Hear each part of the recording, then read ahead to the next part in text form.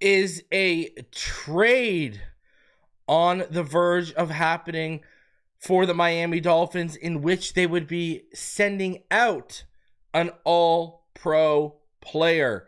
We are going to talk about that today. Also, the Dolphins are meeting with a very, very intriguing wide receiver prospect officially today.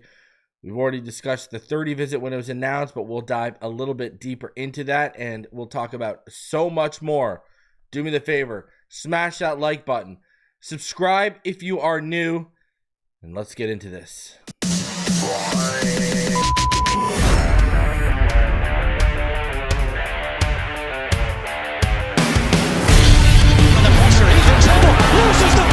Touchdown! Got it! You have got to be kidding me. Jalen Waddle has a Dolphin touchdown. And he will score!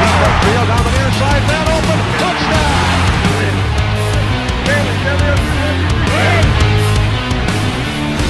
The run from Tua Tagovailoa. Touchdown!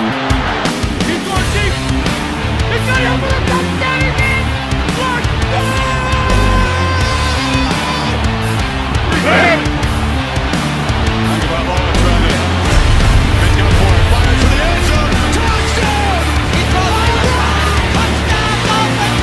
Beautiful day to be a Dolphin fan.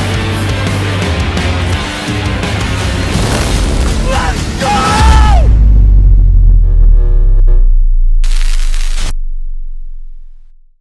What is good, Fin Nation? What's good? It's your boy Reason, and we are back here for another one on this Sunday. Appreciate each and every one of you coming through today. Do me the favor, as you do, smash that like button as you come through. Subscribe if you are new. We got a couple things to discuss. First of all, hey, it's draft season, so let's talk a little college football. Let's get into this one. I don't know if you guys saw it, but the Tennessee Volunteers moving on from starting quarterback Nico Iamaleava, you know, that's crazy. If you didn't hear what happened, Iamaleava missed meetings and practice on Friday. Apparently, he wants a raise like from $2 million to $4 million in terms of nil. Iamaleava's camp has already been in contact with like 3 schools if he were to leave Tennessee. And apparently one of the schools that he contacted was Oregon, and they're the ones who blew the whistle on him to Tennessee. But Deion Sanders in Colorado are in there on him. Ohio State's in there on him. Now Nico can't transfer to another SEC school because of the conference guidelines and how the spring transfer portal works, but we are already starting to see the downside of nil deals coming into effect already. Like, this is crazy. Like, you got a college athlete now leaving a college because he's not getting paid enough. Like, I'm sorry, but the NCAA really needs a governing body and a committee overseeing this stuff, because this is not great.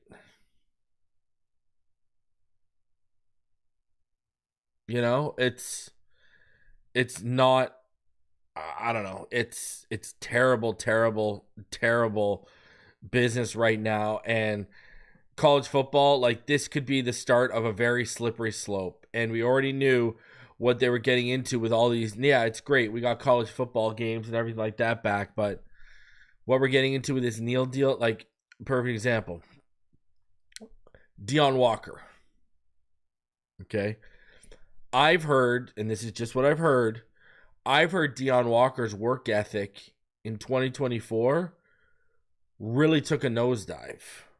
And one of the reasons that's being attributed to that through meetings and, you know, NFL teams digging in, I've heard it's the nil.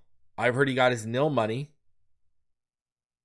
and kind of took the pedal off the brakes. I'll give you another one.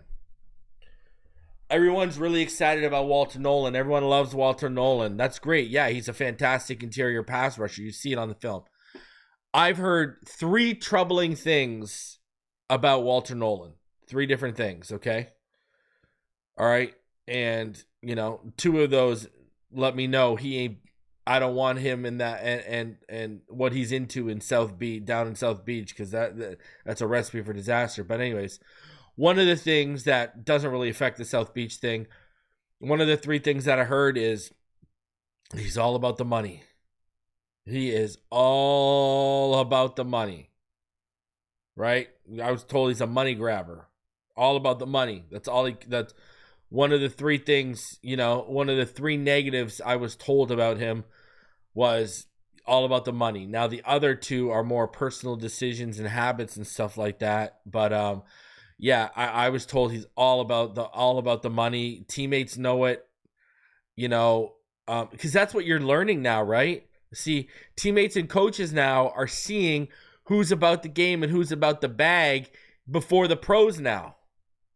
See, if you were about the bag 10 years ago, you still had to have a top-tier work ethic, and you still couldn't take plays off in college because you weren't getting the bag. You were trying to get to the bag still. And then we'd see guys falter off when they got to the pros and they got the bag because, okay, I worked here, I built it here, now I'm chilling. Now you're seeing that happen even earlier with players. And I'm going to be honest with you. The other thing, if you look into the, you know, if you look into the Iamaleava thing, it really sounds like his dad and his family were big factors in this whole Tennessee thing.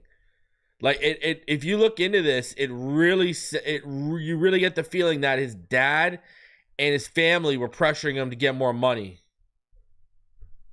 And that's, again, what's going to happen. You're going to have these kids that don't come from the best situations ever, and they've got the pressure. They've got to take care of their friends, their family, their girlfriend, and now they got to do this in college. Now it's no longer you got to wait till you're a pro and a little bit older. No, now the checks are clearing in college when some of these kids are 21, 20 years old. And that's a lot of pressure, and that's not easy. So, man, it's college football is turning a little bit into the wild, wild west now because of the name, image, and likeness money that's flooding it. So, yeah, and sticking with college football here for a sec. You know, it's crazy. I'm going to be dropping it for you guys tomorrow, but I've been working on my wide receiver big boards, and one of the players who was in my top 25, Kyren Lacy from LSU, you know, he passed away, and the rumors are swirling that he took his own life. Now, first of all, talented kid, man. Like, absolutely terrible, absolutely tragic. Had his whole life ahead of him. And I think one of the things that was weighing on him heavily, remember, this kid was only what, you know, I think 20 years old, if I remember correctly. Sorry, no, 20. What is it, 24? My bad. Sorry. I think what was happening, was he had a case going on, right? Yeah, he's 24 years old. He just turned 24. He was going to turn 24. He's going to turn 25 this year in December. Just turned 24 in December. So if you didn't know, Kyren Lacy had he was due in court on Monday. Because he was accused of negligent homicide after he was driving a car that crashed head on into another vehicle that, you know, killed the other driver who was 78 in the car. So, you know, young man, he's about to go he's got the pros ahead of him, but he's also probably got this, let's be honest here, a couple things. He's got this trial weighing over his head. He's been accused, another person lost their life in the accident. It was probably tanking his process a little bit. Let's be honest. Man, just a terrible, tragic situation. Yeah, awful that a young man is no longer with us. That's terrible. That's, I don't know, crazy. Just rest in peace to Kyren Lacy, and condolences to his loved ones. And I know he was potentially going to face the consequences of something that he was tragically also a part of, and that's that accident. But man, you never want to see young lights dim so quickly. Crazy. It's crazy. And now if you look at it, that, and this is just me spitballing, that tragedy has led to multiple lives lost now. The 78-year-old who tragically lost his life, and I send my condolences to that family in the accident. And now with the guilt of that weighing on him, and probably affecting his, the combine process, and affecting his dreams, maybe. Maybe it was too much for him. It was overbearing, and now it's led to multiple lives. It's just terrible. Multiple lives lost, and between the 78-year-old's family and now Kyren Lacy's family, dozens and dozens and dozens of lives affected and changed forever. So just tragic stuff, man. Just tragic. So I absolutely hate to even talk about that, but man, I was watching the kid. I watched him all year when I was watching Garrett Nussmeier and all this kind of stuff. So rest in peace to that young man. In case you didn't hear, Tyler Huntley, he's been working out with the Arizona Cardinals. So, hey, that might be the end of the Huntley era in Miami. I don't think they're going to be bringing him back as a QB3. I'm going to be dropping my quarterback big board this week as well. Okay, so we got wide receiver big board coming tomorrow on Monday, April 14th, and then probably next Saturday, right? On April 19th, I will drop my quarterback big board for all of you guys next Saturday. All right. So, and then that'll be the 6 video format big boards I drop for you guys. And then all the other big boards that don't make video format will be for my patrons and channel members exclusively. All right. So that is what the schedule is regarding the big boards. We're getting there. And honestly, man, after doing so much defense, it was a nice shift to get to wide receiver and now go back to quarterback. I'm saying quarterback for last because I know just how quickly I'm going to fly through doing that. So, and then, we already knew it was happening. Now we just got confirmation. Kohu officially signed his tender, but we already knew this was happening. Everyone from the moment that tender was that placed on him, we knew what was going down. Okay, end of the story. There was no revelations through this whole process. We didn't think anyone was going to match him, et cetera, et cetera.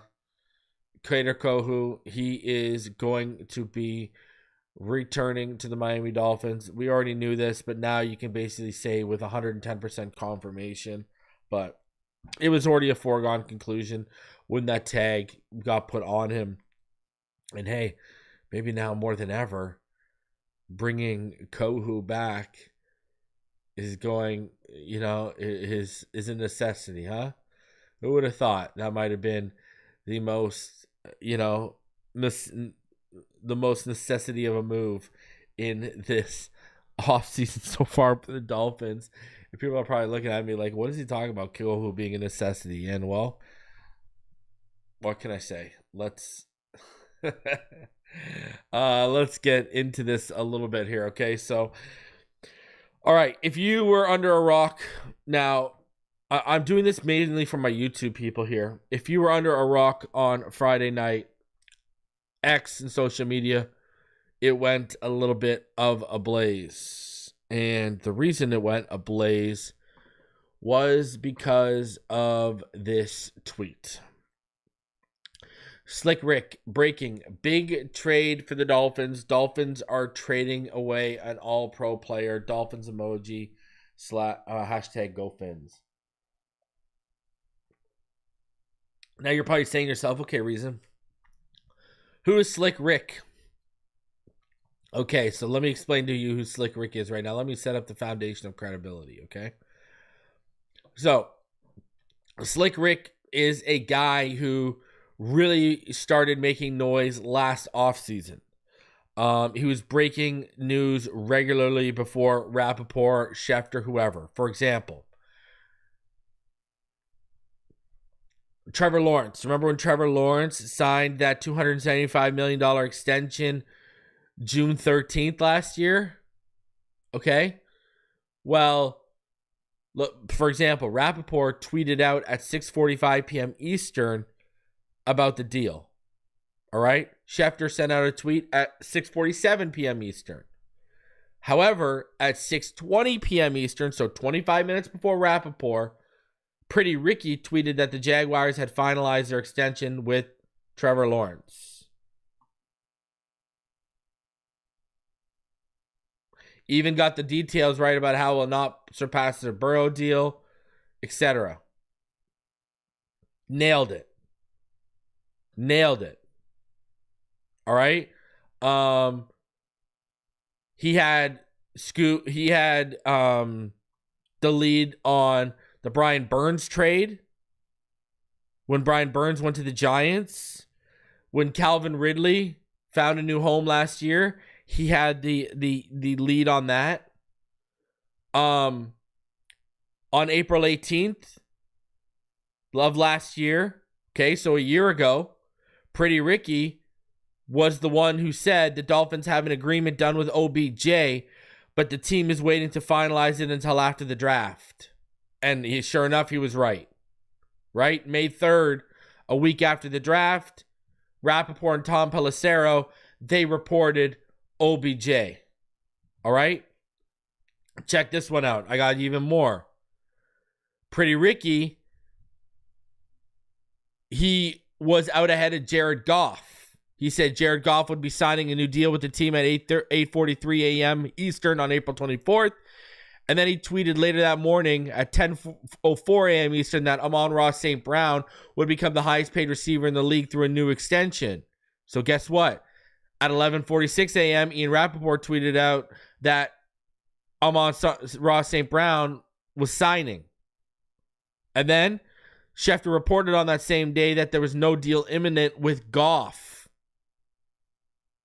after the signing, which conflicted with the story. Then, guess what? A month later, on May 13th, Schefter broke that Goff had a new contract. So, Ricky was right again. Tyler Boyd. Pretty Ricky, guess what? He said that Tyler Boyd would be moving to the Tennessee Titans on May 2nd. Jeremy Fowler reported the signing on May 7th, five days later. Justin Jefferson.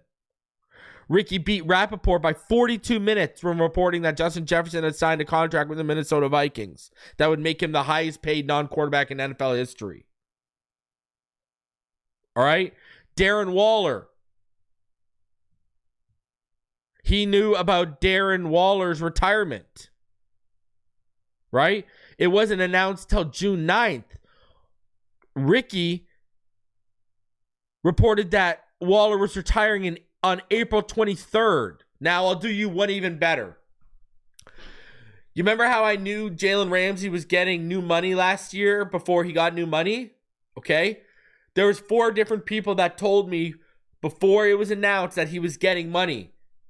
And I have a personal relationship with Pretty Ricky. He was one of the 4 people that told me. Pretty Ricky knew about Ramsey's money last year before it came out. He was on top of Ramsey's extension coming. Now, the other three who had told me, they are not public individuals in terms of like, they don't have aggregating accounts, blah, blah, blah, blah, blah. So they're some of my plugs to the team. Well, they are plugs to my team. They are some like plugs to the team for me. So I can give him that much too. Now, he has been wrong. He was wrong about Brandon Ayuk, right? He was reporting that Brandon Ayuk was going to be traded and it was going to the Steelers. And then, as we know, and as the story went, he was going to the Steelers, but then on the last minute, the 49ers circled back around. So, anyways, my point is, Ricky has a very, very good track record. He's right like 99, 98% of the time. Let me put it that way, okay? Like, he's a very, very strong track record, okay? And I know this personally. We can go to the Ramsey one that I didn't talk about, but I've listed a whole bunch that he's been ahead of Rappaport and Schefter. Now, back to his tweet, okay?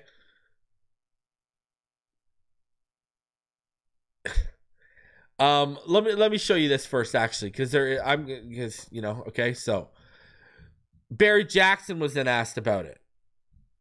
All right, and Barry Jackson was asked. Barry, reports are starting to leak that the Dolphins traded an All-Pro. Have you heard anything?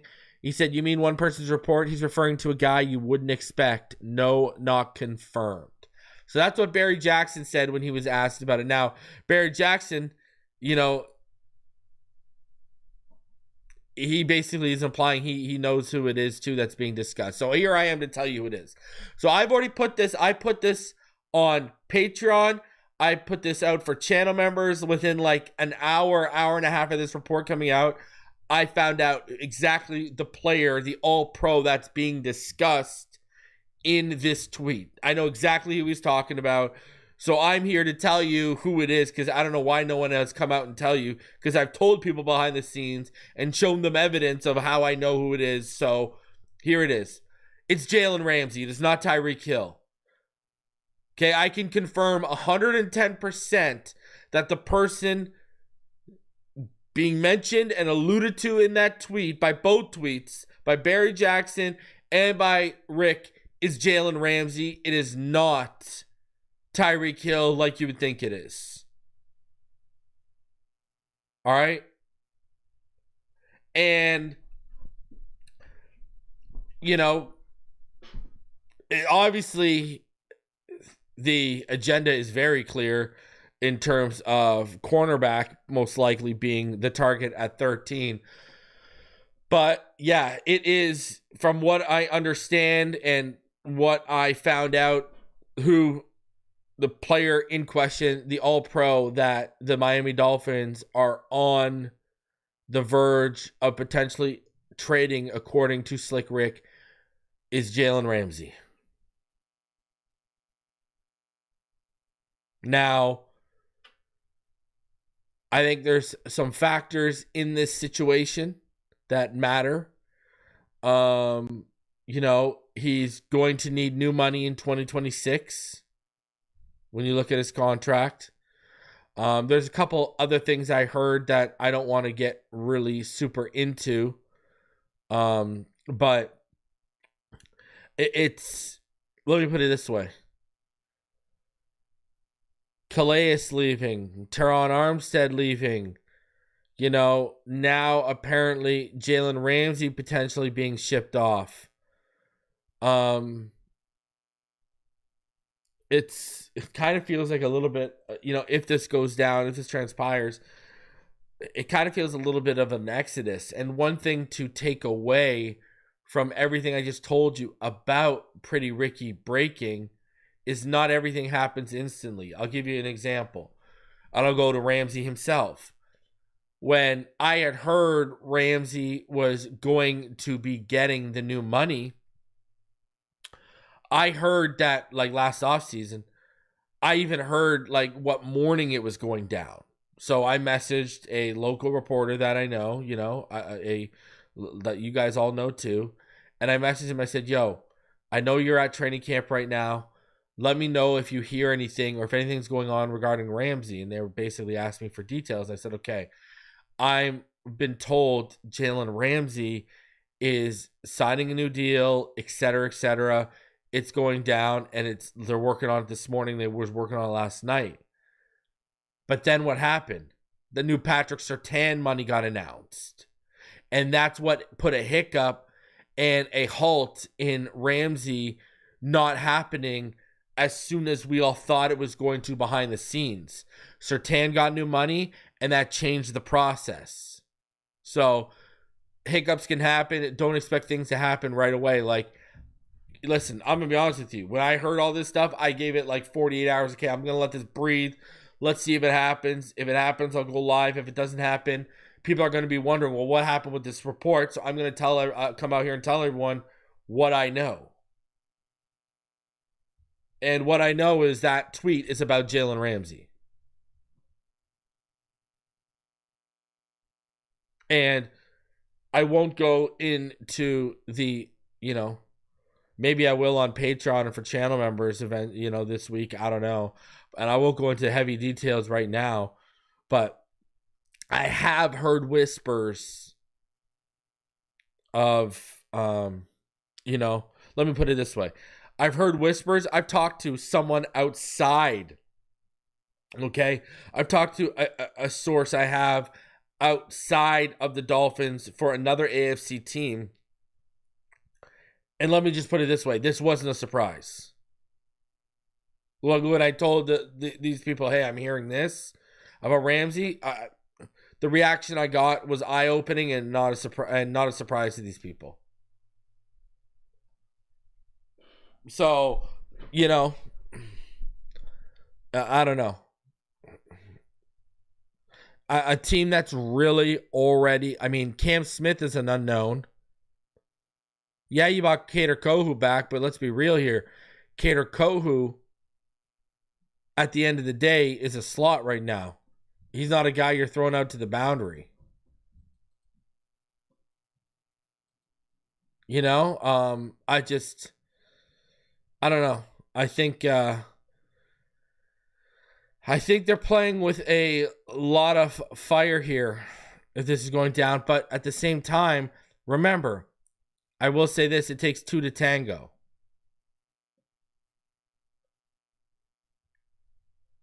And on top of this, when you look at the numbers,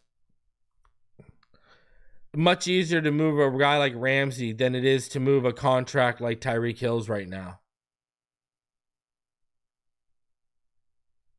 That's literally the truth.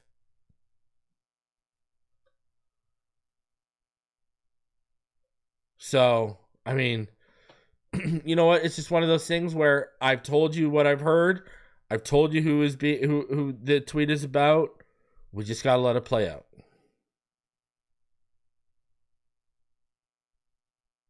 If it happens, it happens. Now, let me put this too. I've talked to multiple people about this. Okay? I've talked to 3 different people. Right? So basically what I was hearing, I was hearing from multiple people. I heard from about 3 people on Friday night that it was Ramsey. So, and I got 110% confirmation too that it was Ramsey that was being talked about too. So, I thought you gotta take into account, this could be something like, what if they discussed moving to safety and he didn't want to do it?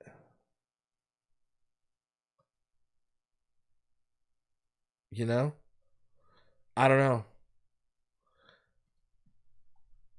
All I know is that secondary just keeps getting weaker and weaker and weaker and weaker.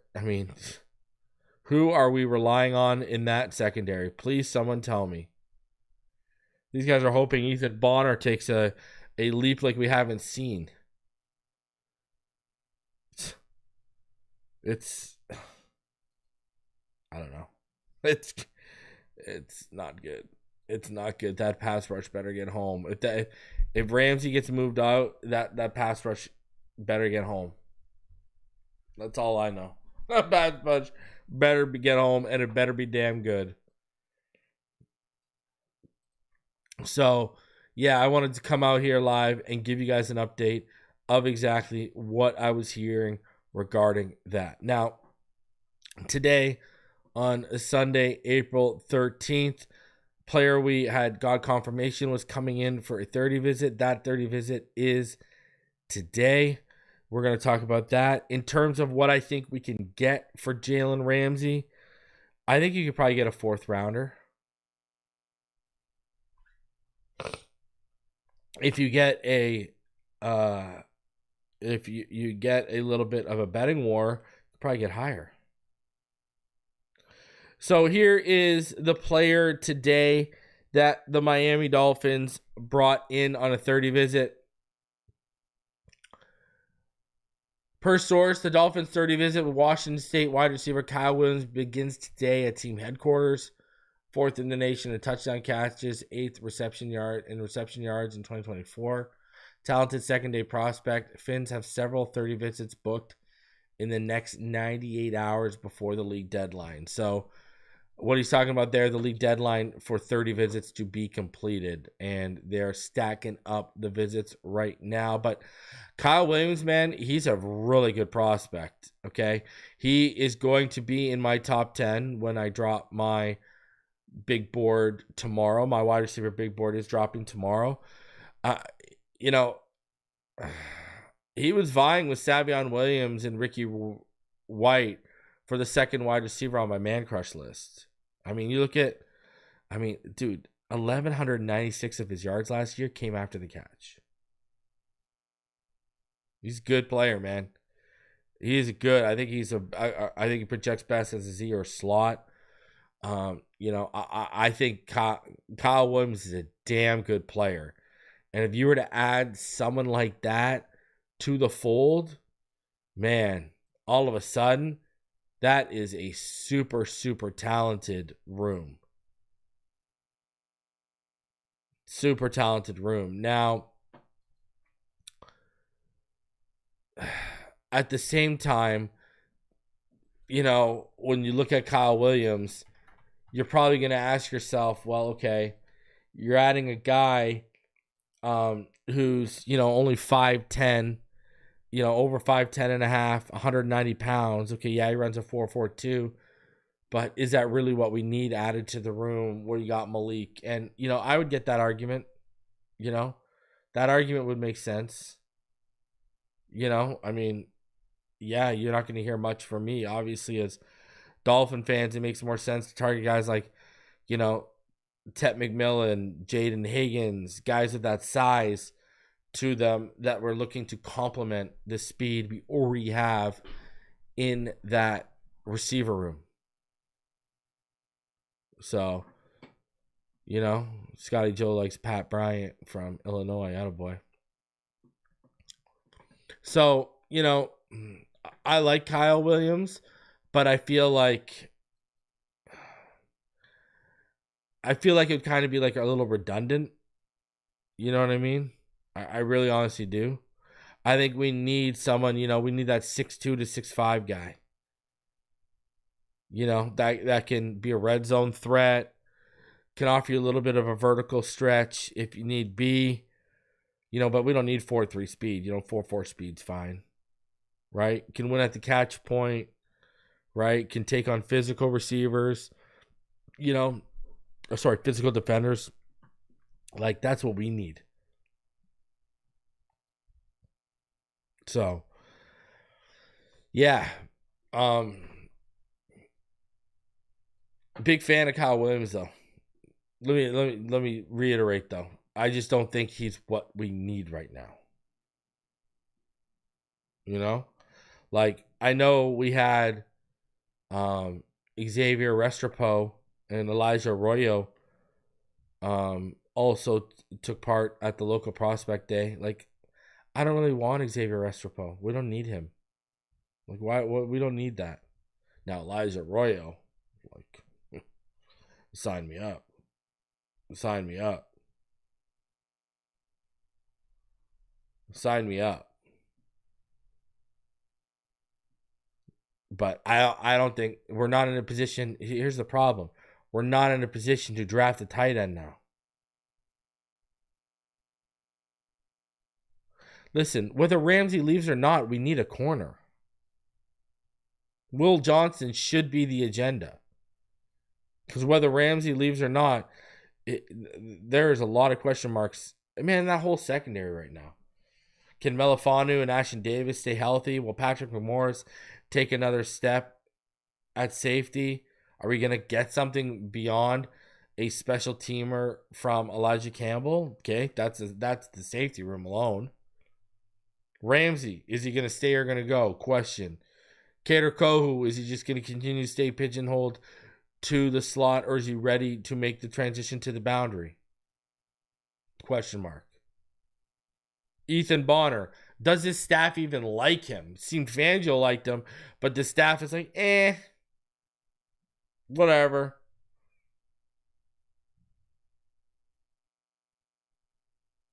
Storm Duck, is he going to take another step forward in his development? Question mark. Cam Smith, are we going to get any return on that pick? Question mark. Like I said, that pass rush better get home. Because how can we expect these guys to consistently cover for 3 seconds? And even if Ramsey's back, okay, I got a question. Is he going to look like he did last year, where he looked like he lost a step against the top guys in the NFL? Because he did look like that. It was clearly obvious.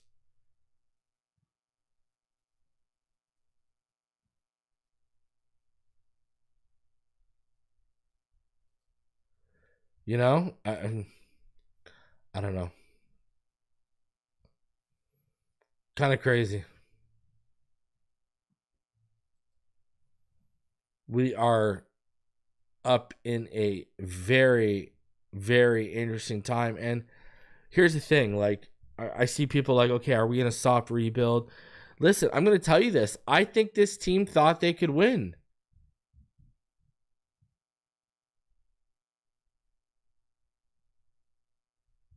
Like, I think, here's the thing. I think they legitimately thought Calais comes back, Teron comes back. We were so close in 2023. We were 2 games. If we beat the Ravens and Bills, we win the AFC. If we just beat the Bills, we win our division. Then 2024, they believe they were a contender, but injuries sidelined that idea. And I truly believe they thought if we get Teron back, if we get Calais back, and we get, Phillips is back healthy, Chubb is back healthy, we're going to be right back in as a team contending for the division or maybe contending for the AFC again.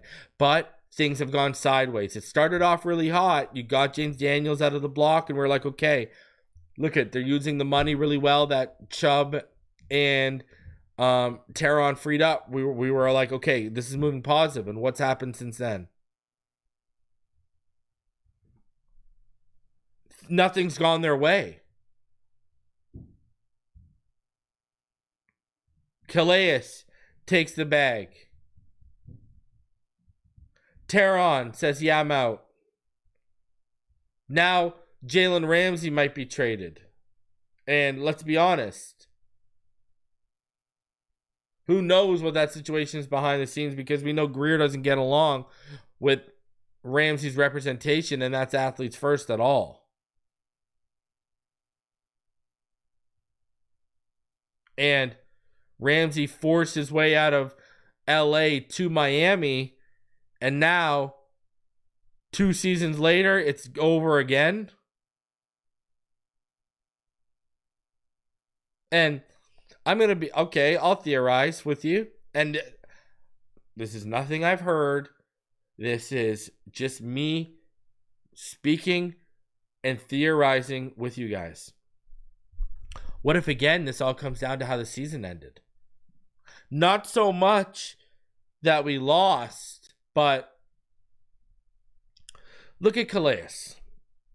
Okay, like, let's just look at these people, okay? Look at Calais. God-fearing man, old school player, late 30s,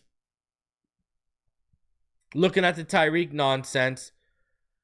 You guys all heard what Richmond said. You got to trade Tyreek because you can't trust him now, and that's a former player who's been in that locker room telling you that. What do you think Calais is probably thinking? And then he sees that they're bringing him back with open arms because they're so desperate to win. He's probably like, yo, they got their priorities and that culture's messed up. Terron Armstead. Okay, I free up that money for you. They go get James Daniels. He's told he needs a new knee. He sees how that season ends, how the Tyreek Hill thing plays out. The culture's a mess. He's probably like, why am I going to risk, I already need a knee replacement. Why am I going to put my body on the line when the culture's that messed up right now and we're that far away? And then now Ramsey. I know this about Ramsey. Say what you want about him. Ramsey's a quiet guy. He listens more than he talks. Okay?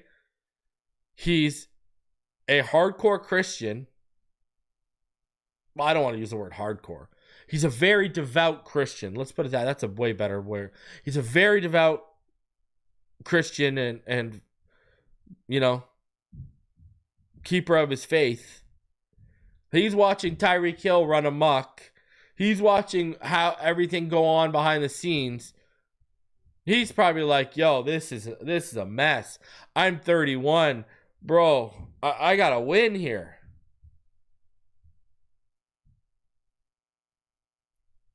And here's the thing. I say all that. Again, this is just me theorizing.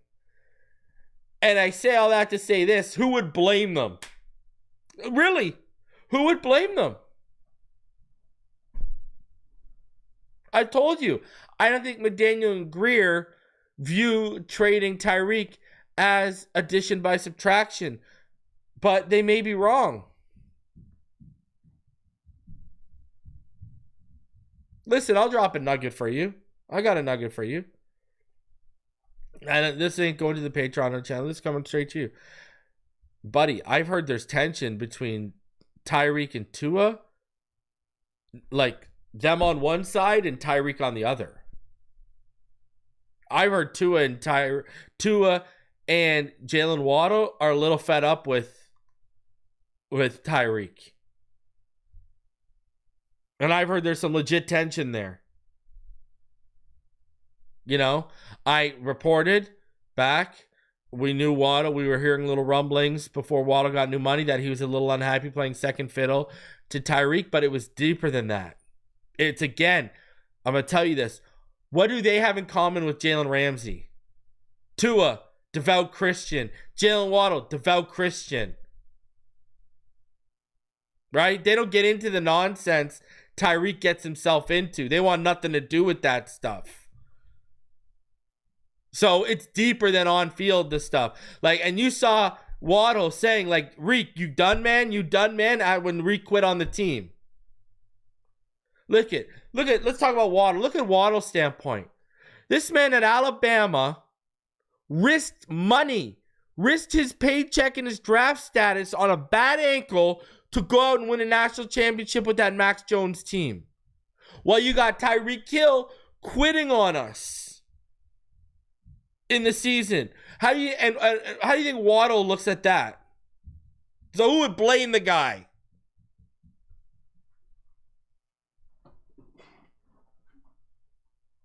I'm telling you. We've seen it. You don't even got to hear that from reason about Tua.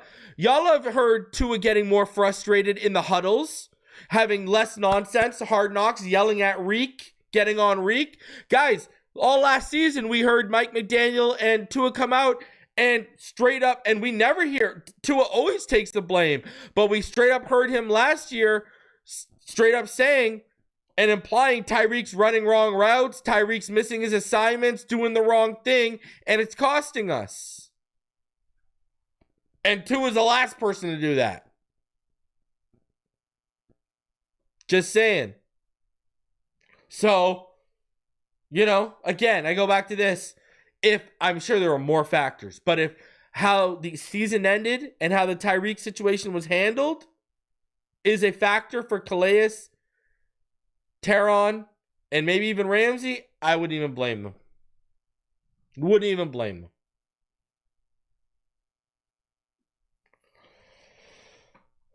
Guys, smash that like button. Subscribe if you are new. I am going to be back tomorrow on Monday. We're going to drop my wide receiver big board. So be on the lookout for that. Wednesday, I got Damian Parson from Locked On Dolphins. Thursday, I will be live with Neil. We'll have shows in between that. And next Saturday, we'll drop my quarterback big board. And then it's the week of the draft. Smash that like button. Fins up. See you on the next one.